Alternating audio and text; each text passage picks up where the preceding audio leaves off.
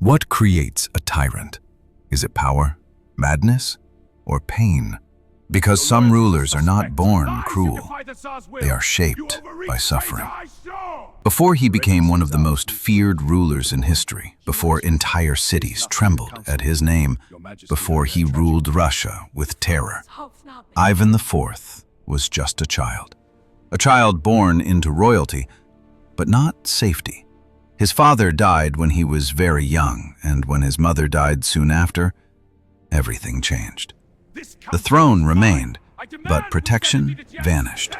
Powerful noble families, the boyars, fought viciously for control, and young Ivan was trapped in the middle, ignored, humiliated, manipulated. He witnessed violence early. Betrayal became normal. Fear became constant. Those around him did not nurture him. They used him. And in the halls of power, a dangerous lesson began to form. Power was not kindness. Power was survival. And survival required fear. Even as a child, Ivan's behavior began to darken. Cruelty emerged, not randomly, but as a response, a way to reclaim control. Because for someone raised in chaos, control becomes everything. And one day, the frightened boy would become ruler. But he would never forget what fear felt like. And when he finally gained power, he made sure no one else would ever make him feel it again. At just 16 years old, Ivan crowned himself something new. Not prince, not king, but Tsar, a title meant to rival emperors. This was more than symbolism. It was a declaration. Ivan did not intend to share power. He intended to centralize it, to reshape Russia, to dominate it. At first, his reign showed promise. He reformed laws, strengthened military power, expanded territory.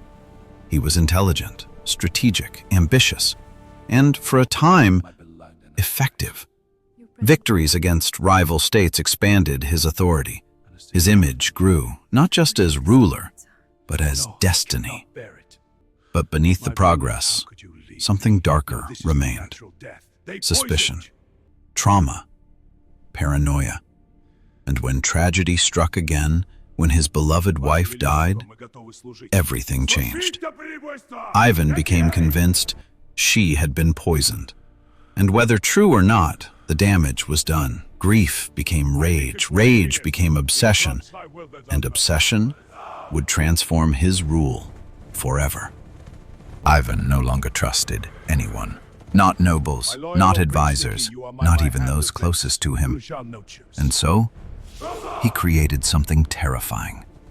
The oprichniki, a personal force of loyalty, dressed in black, riding through Russia like shadows. Their mission was simple: destroy Ivan's enemies, real or imagined. Executions became common, torture intensified, confiscations, mass punishments, entire families vanished, and fear spread rapidly. Because under Ivan, suspicion alone could be fatal. One of the darkest moments came in Novgorod. Convinced the city planned betrayal, Ivan unleashed devastation, mass slaughter, public torture, thousands killed. His own people.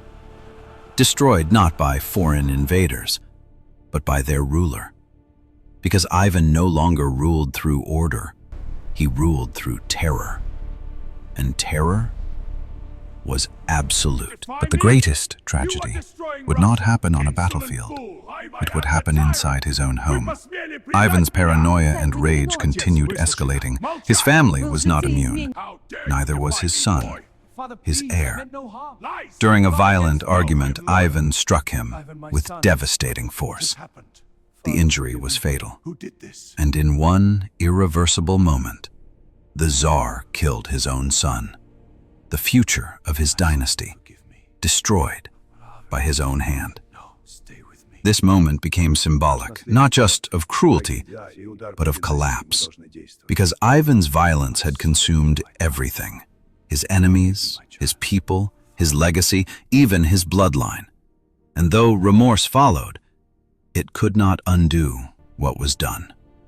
When Ivan died, he left behind more than an empire. He left a scar. He transformed Russia, expanded it, strengthened central authority, but at immense cost. His reign proved that fear can unify, but it also destroys. Ivan became legend, a ruler remembered not only for conquest, but for terror, for paranoia, for brutality without restraint. History still debates him. Was he a reformer, a genius, a monster? Perhaps he was all three, because power shaped by pain can become something catastrophic. And even today, his name echoes through history.